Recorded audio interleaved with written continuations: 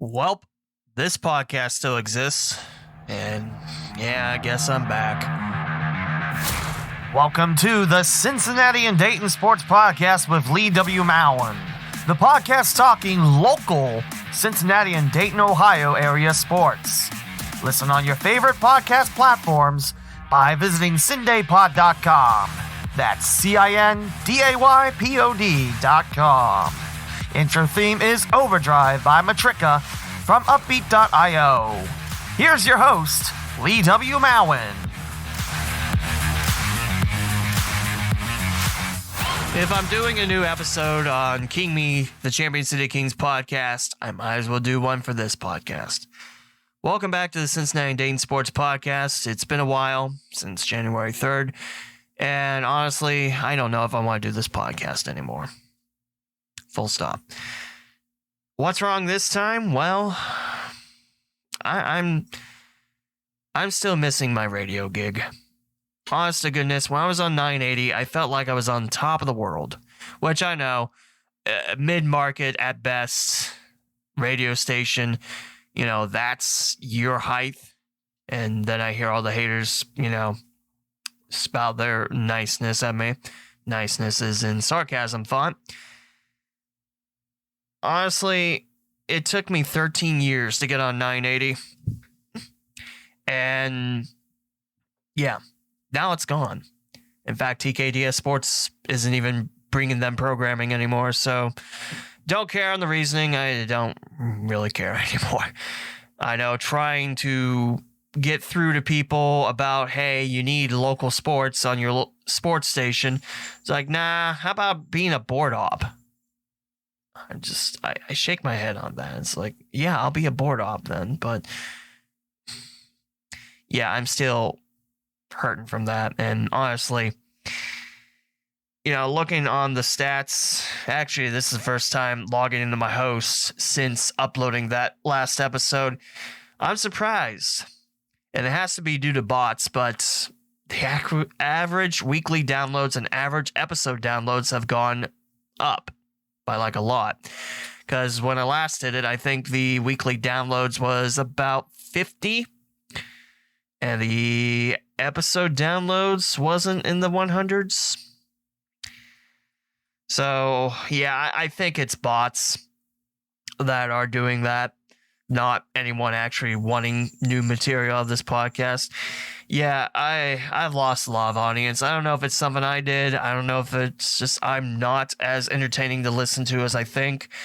I don't know. But it hurts after a while.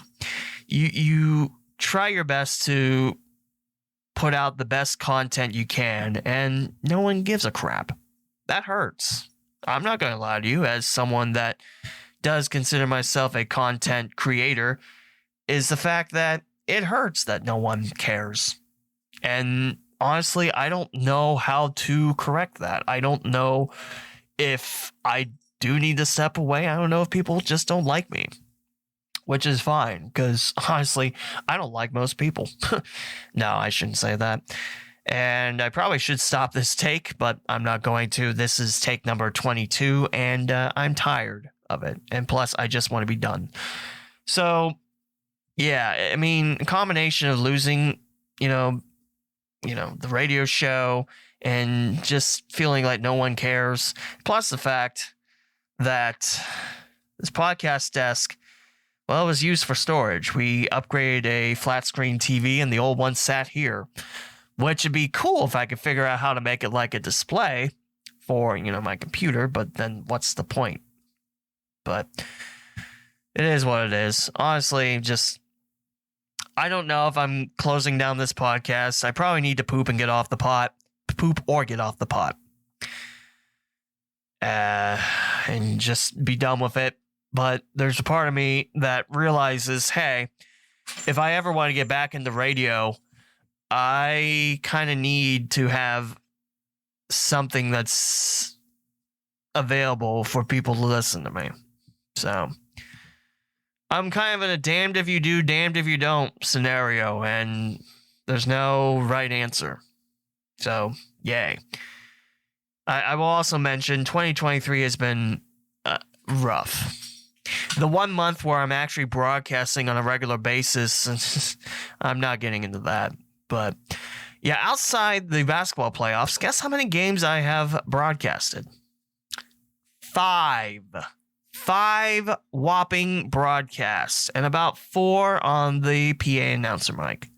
9 until May 31st outside playoffs. That's ridiculous. And that's no way to live. I've had opportunities cut away from me.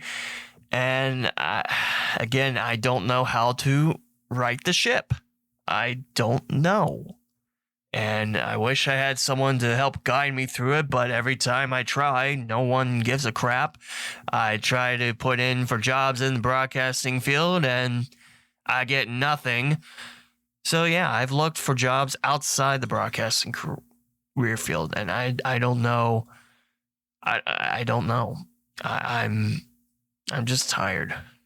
I'm tired of it all, and I'm tired. So. And I don't know if it'll ever get better. People tell me, oh, keep at it. But I've been at it since 2010. How much more keep at it do I have in the tank?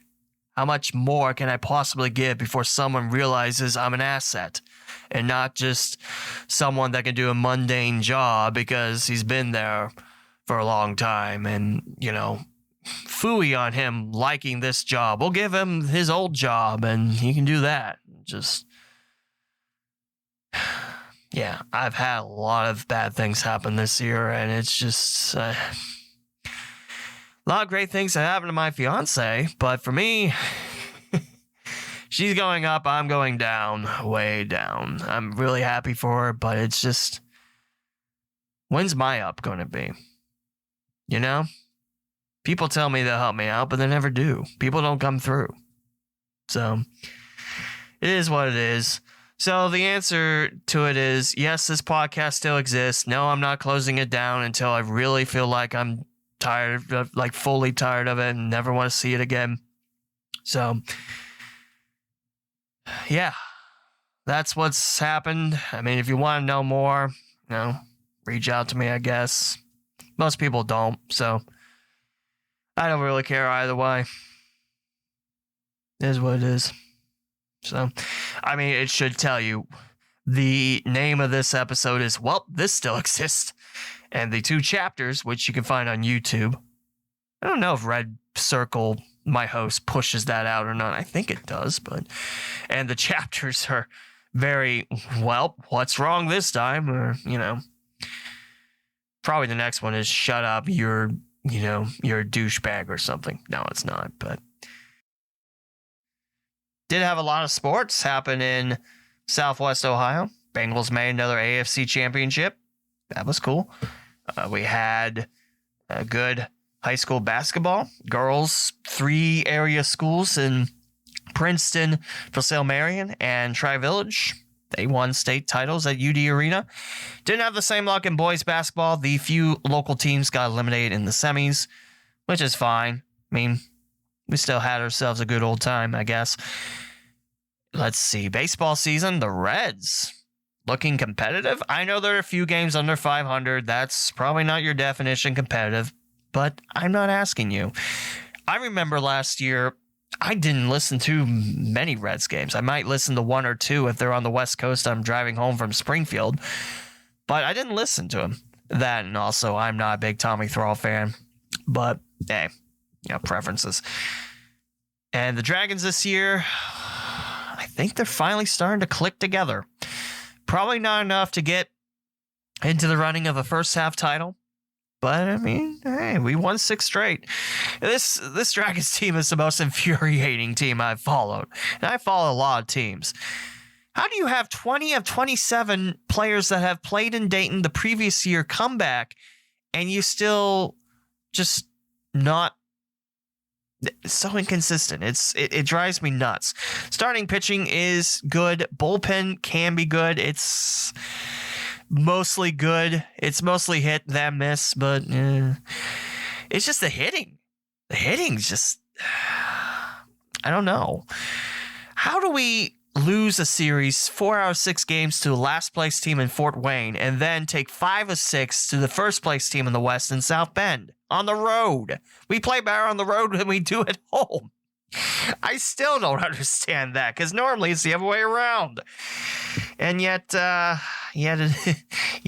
here we are. I still laugh about that. The Reds, though, I mean, Matt McClain called up. In his second week, he's already the player of the week in the National League. Yeah, that dude is a stud. And I don't need to tell you, Ellie De La Cruz will be up soon. Well, hopefully. Christian Encarnacion Strand should be up soon. I mean, we have a lot of good pieces in Louisville. Soon to jump their way in Cincinnati. Noel V. Marte, he's in Chattanooga. I mean, honestly, and the starting pitching, Ashcraft, Green, we'll figure it out. Lodolo, hopefully he's not gone for long, but it sounds like he might be. Ben Lively is really shaped up to be a nice piece. Still not fully understanding on getting rid of Sessa completely. Out of the starting rotation, definitely, but designating him for assignment when he's still a good bullpen piece, I don't know. It's not perfect, and it's not above 500, so don't print out your World Series tickets yet, but I do like this direction the Reds could go in. I say could because the pessimist in me still doesn't trust that ownership group. Who's to say they don't trade off Ellie De La Cruz for like a stick of gum from the local Dollar Tree?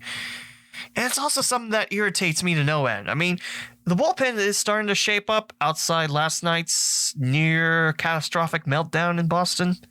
How do you lead 8-0 to only win 9-8? Come on, guys. I know Mark Schlemmer said it a lot.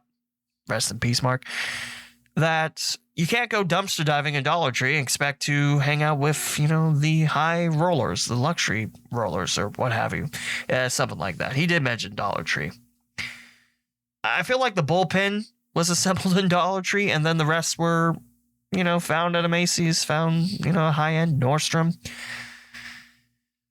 I don't know. I could be totally off my rocker on that, but it is nice to see the Reds competitive. And hey, I mean, they're starting to turn some heads. Once Ellie De La Cruz is up, if he can continue that hot bat of his, I don't know how realistic it is to say the NL Central is up for grabs. I mean, Cardinals were in last place. I mean, sweeping the Cubs, that's always a good day. Always appreciative when they sweep the Cubs. But yeah, it's just, there's some decent baseball being played.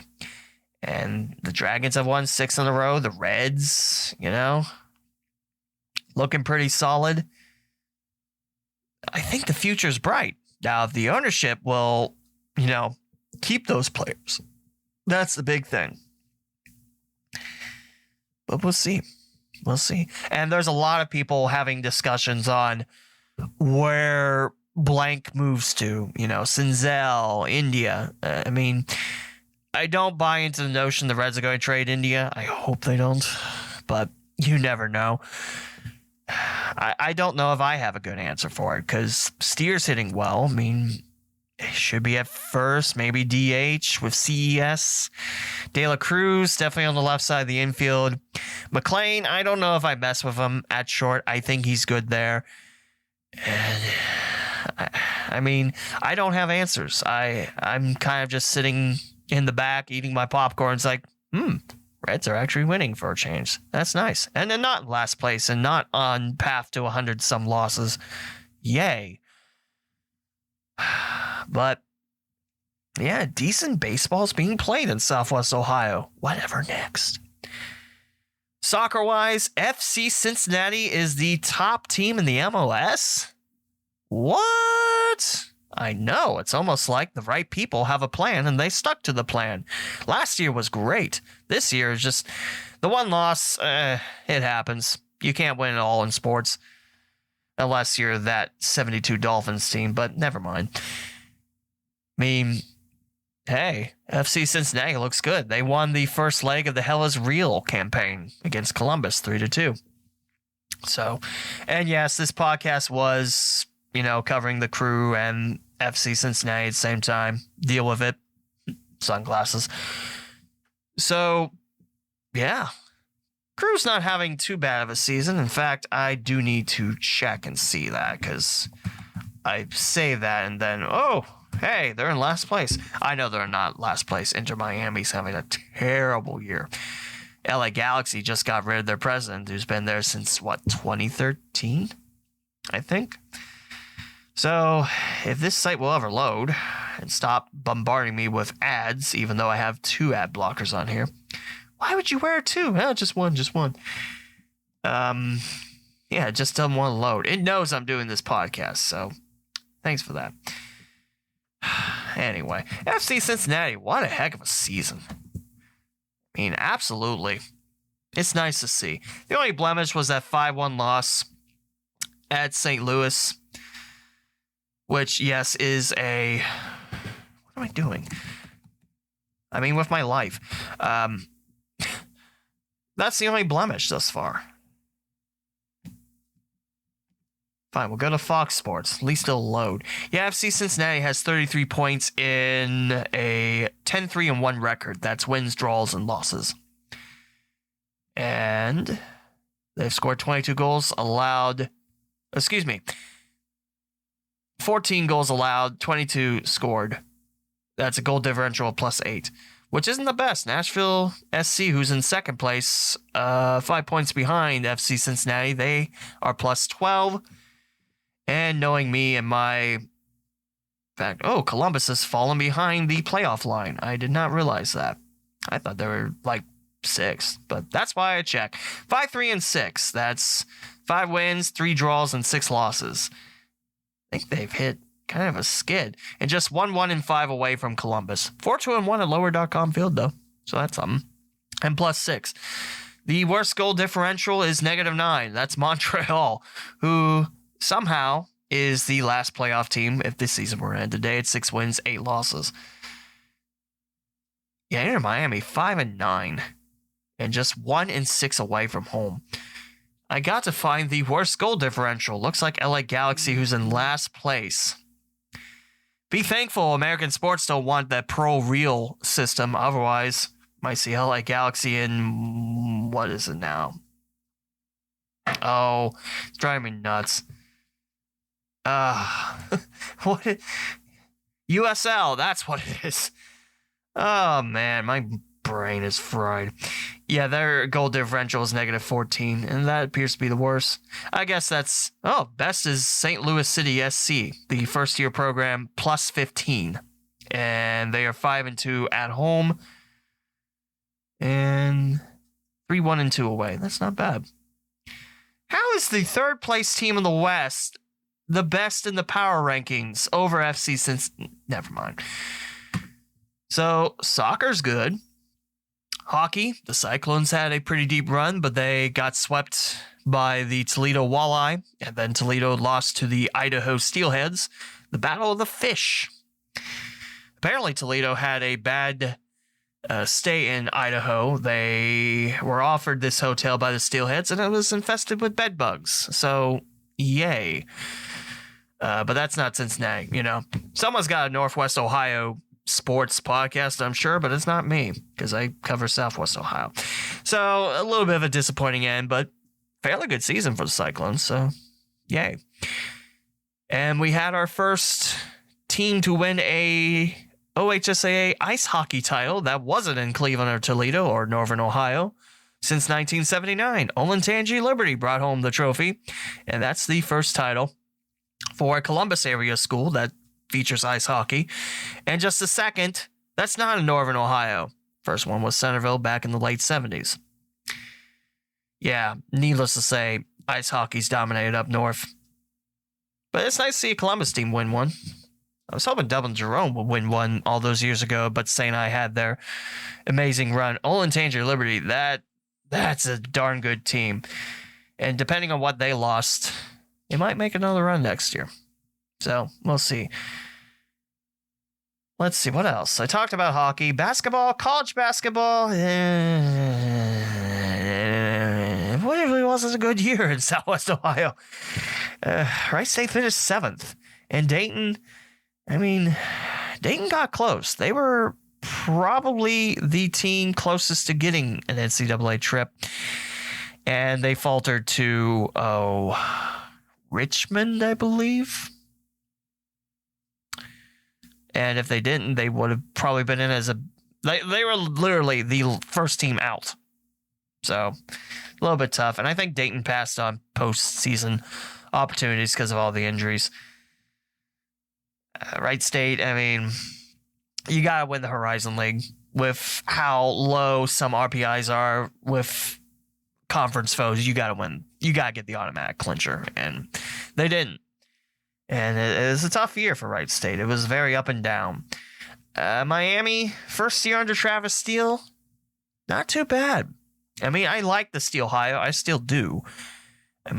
Get his players in the system. Give them another year or so. I think Miami will be pretty competitive. Still a little disappointed that Jack Owens didn't pan out better, but he did give it his all. But that's coaching. Sometimes you don't win, and when you don't win, sometimes you get the pink slip and say thanks for your time. Trying to think what else I can talk about. Blue Jackets disappointed. Are we surprised? Okay, to be fair, most of that is injury based, but yeah. How about Pittsburgh not making the playoffs? I know Jim DeBelt was not happy about that, but all you had to do was beat either Chicago and Columbus, and you couldn't do either. Come on. Most of Columbus's team at that point was AHL players. I know injuries and everything, but no, Columbus doesn't have the top pick, so no Bedard. He'll go Chicago, which rightfully upsets a lot of fans and Blackhawks fans. Just like, oh, you're mad, lol. Yeah, we're mad that your organization covered up sexual assault. But, you do you. I was a little bit bitter on that, and I don't follow the Blue Jackets as close as I do anymore. I feel like I follow the Canadian teams closer just because, yay, Canada. I don't know. No, just Blue Jackets let me down a lot, and just like, why am I following? How many times have we made the playoffs? Like thrice? And that one year where we swept Tampa Bay. How do we sweep the President's Cup winner that year? Oh, yeah, because Tampa Bay was being cocky that year. Wow. Thankfully, the Lightning didn't get rid of Cooper, or else they wouldn't win next year's cup. Was it next year? Or was it the year after? I don't know. So, yeah, that's a little bit of everything. We are entering regionals for baseball and state titles for softball. Greenville will be heading up to state. Got to announce their win against Taylor. And that was an extra inning win for Greenville. Very gutsy win for the Green Wave. And I tell you, announcing that game at Wright State, 4/5 of the fans were Greenville folks. Greenville's a pretty decent sized city. It is the largest in Darke County after all, but that was a lot of people. I'm not going to make the joke that all of this village went there, because that's not true. There's a lot of people in Greenville. But they're off to state, which is nice to see. And yeah, I didn't get to call. I called one spring game. It was rugby. Yeah, I know. I called a rugby game. So that's like 20 sports I know about and have worked. Again, why doesn't anyone hire me? I don't know. Maybe it's because I'm not part of your boys club, but you do you. Anyway, yeah, I didn't get to call baseball, softball, anything. So literally tonight's game in Springfield is my first baseball game of the year. Amazing. No, not amazing, actually. So I think that covers it well. I didn't really want to be on this episode long. And yeah, I guess we got to talk about the elephant in the room. The elephant's name is Jasper, and he's invisible because I don't know why that saying is a thing. Is this podcast done? No. I think I mentioned it. I definitely mentioned it in one of the takes. I don't know if I kept it in or not. Honestly, I do need to do this podcast because, again, how am I going to prove otherwise that I know how to talk sports? My experience will show it, but it's nice to have someone that's like, listen to this. I know how to talk on air. I know how to do stuff. So, yeah. Honestly, though, I look at my calendar and I am booked solid for a long time. In fact, this upcoming month, June, I have 8 days off. 8. Which, that's why I started in the fall, and then it just never recuperated from that. So, yeah, the fall was great. Fall 22 was great. Everything else was not. Working-wise, anyway. Health-wise, yeah. But anyway. So, yeah, as much as I threatened that I'm going to shut this podcast down, let's be real. What else am I going to do? This podcast is my key to having someone believe I know how to talk sports. So, hopefully I get a listenership size again that's... I'm not asking for the whole world to listen to it. All I'm asking is more than 20 per episode. That's all I want. Just more people to listen in, appreciate, critique. Not like, oh, you suck, lol. More like, hey, if you do this, this, and this, you can have a better product. It's like, okay, yeah. Not like those trolls are like, this is dreadful. Yeah, you are dreadful. You're, capitalization, grammar, and just you as a whole is dreadful. But they don't want to listen to that. Anyway, I think that's good for this episode. It's episode 252. Next month, I don't even know what anniversary I'm heading into. I'm going to have to figure all that out while putting in this episode. But wanted to say, yes, this podcast is still alive despite being off for 5 months. What my future holds, I don't know. I wish I knew because, yeah, it'd be great to know. And Champion City Kings season starts tonight. You better believe I'm ready to broadcast. I mean, this is a team that I put my heart and soul into it. I make media guides, sort of, kind of, not really. I make notes for the other broadcasters, which I know it's not really, oh, I'm the only one that does it. But darn it, I take pride of using free software, software I own since I was in college, and using it to, do stuff. That thought kind of puttered out, didn't it? But hey, I never said I was the best at putting 2 and 2 together. Anyway, yeah, it's Champion City Kings season, baby. So definitely go find the other podcast. It's King Me, the Champion City Kings podcast, ChampionCityKings.com or wherever you find podcasts. And I will do my best to keep this podcast and get this back up and running. No promises, because if I promise something, then I feel bad, and then it's another 20 months, and I'm just like, oh yeah, I do podcast, I guess. Well, that'll do it for this edition of the Cincinnati and Dayton Sports Podcast. Hopefully you're back on board, and hopefully we'll talk about some sports coming up, and maybe have some guests later in the summer. Who knows? Not me. We'll talk soon. Bye. Thank you for listening to the Cincinnati and Dayton Sports Podcast with Lee W. Mowen. Be sure to bookmark CindayPod.com, spelled CINDAYPOD, the official website of the podcast. You can find your favorite ways of listening to the local Cinday Sports Podcast, such as Apple Podcasts, Spotify, TuneIn, Google Podcasts, Pandora, Amazon Music, the iHeartRadio app, and many more. You can also purchase merchandise from TeePublic and Redbubble to help support the podcast. Follow on Twitter, Instagram, and Facebook at CindayPod, and the host at the Lee W. Mowen. The closing theme is Cosmopolitan from Pecan Pie on Uppbeat. This is Lee W. Mowen signing off another episode of the Cincinnati and Dayton Sports Podcast. Thank you for your continued listenership, and join me on the next episode.